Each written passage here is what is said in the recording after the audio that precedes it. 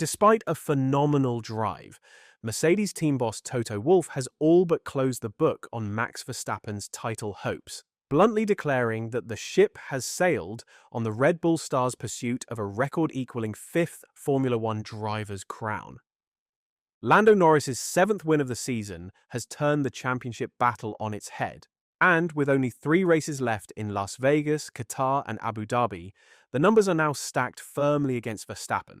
Norris leads McLaren teammate Oscar Piastri by 24 points, while Verstappen sits a daunting 49 adrift, with just 83 points still on offer. When Wolff was informed of the points gap in the post-race press conference, the Austrian didn't mince his words. Okay, that ship has sailed. Yet even as Wolff drew a line under the title fight, he couldn't help but admire the sheer determination that defined Verstappen's drive in São Paulo. Starting from the pit lane, the Dutchman's race was nearly compromised before it began. An early slow puncture forced him into an unplanned stop, seemingly ruining his afternoon. But what followed was a relentless, jaw-dropping recovery that saw him surge through the field to finish just seconds off the leaders. Well, it's quite interesting with the big step they've made. A fresh engine obviously always helps, like we had with Lewis in the day. It was, Wolff admitted, a performance worthy of a champion, even if this year's title may be slipping through his fingers. One thing that's for certain is that Red Bull's gamble in Brazil paid off in spectacular fashion, and Laurent Mekies has lifted the lid on the thinking behind it. Across a weekend of massive performance swings at Interlagos, the team transformed disaster into triumph through a mix of calculated risk-taking and sheer Verstappen brilliance. On Sunday, Max Verstappen delivered what many are calling the drive of the season. Starting from the pit lane, a place where podiums are supposed to be impossible, the Dutchman stormed through the field to finish third, just 10.6 seconds behind race winner Lando Norris and within touching distance of Kimi Antonelli in second. It was a breathtaking comeback that etched Verstappen's name among a select few in Formula One history to podium from such a position. The turnaround was staggering. On Saturday, Verstappen was dumped out in Q1, his RB21 seemingly allergic to grip after overnight changes that sent the setup spiraling in the wrong direction. But by Sunday, Red Bull had rolled the dice once again, fitting a fresh Honda power unit and making extensive setup revisions that forced a pit lane start. The reward? A car reborn and a driver unleashed. From the outset, it hadn't looked promising. Sprint weekends are rarely kind to teams struggling with balance, and with just an hour of practice before the competitive sessions began, Red Bull were boxed in. The RB21 never looked settled. Verstappen qualified only 6th for the sprint and limped to 4th in the race, gaining positions more through circumstance than outright pace. But when Parc Fermé conditions were lifted ahead of qualifying, Red Bull made another swing, and it backfired completely. The car was unpredictable, gripless, and Max's frustration showed. Nothing worked, he admitted afterward. The car just didn't have it. Knocked out in Q1, the reigning world champion was left with nothing to lose, and that's when Red Bull got brave. Overnight, the engineers rebuilt his RB21 around a new setup philosophy and installed a fresh power unit. It was an all-in move. Starting from the pit lane, Verstappen had little more than pride to fight for. But, as it turned out, pride was more than enough motivation. What followed was a relentless charge. Verstappen scythed through the pack on a 3-stop strategy, making overtakes look effortless and briefly even threatening to catch the leaders. When the dust settled, Red Bull had gone from Q1 embarrassment to a champagne finish, and a new chapter in the book of Verstappen heroics was written. After the race, team principal Laurent Mekies explained that the high-risk setup approach had been deliberate. The goal wasn't to play it safe, it was to learn, to push boundaries, and to make sure Red Bull left Brazil with answers, not regrets. Credit to Max for the sensational drive, he said. He won last year here from P16 in the wet, and I think we will probably agree that it was as sensational as last year to bring it to P3 from the pit lane on a dry, relatively uneventful race.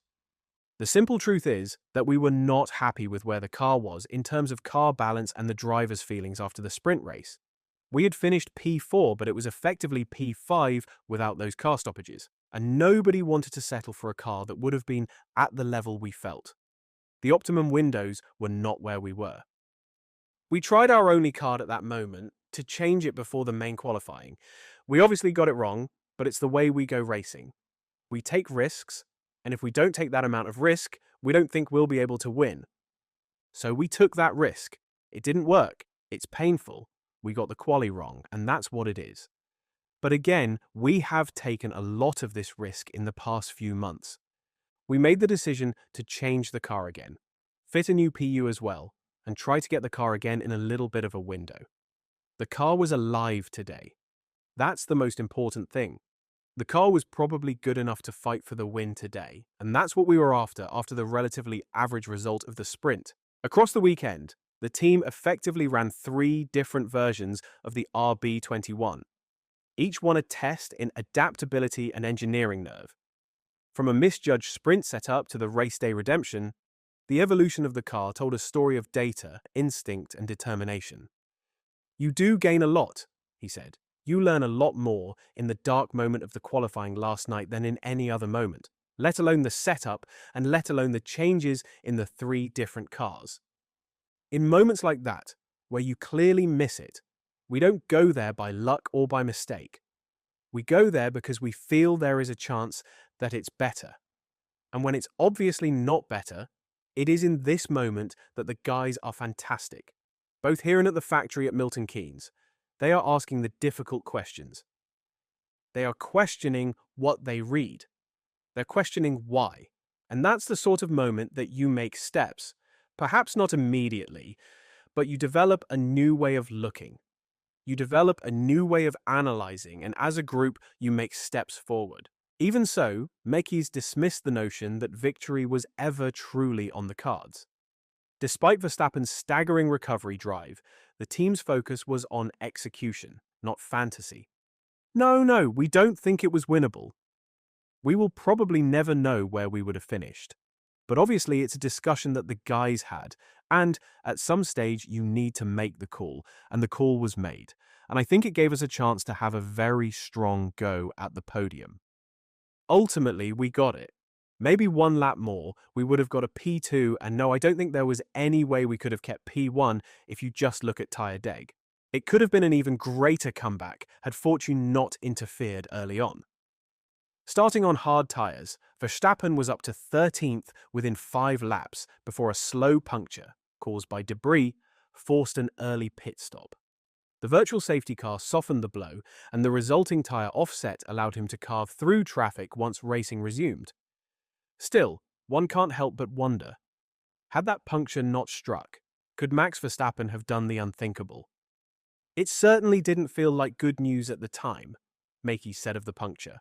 In fairness, we were a little bit helped in our disadvantage by the VSC, so it has limited a little bit the loss, but we've lost something for sure.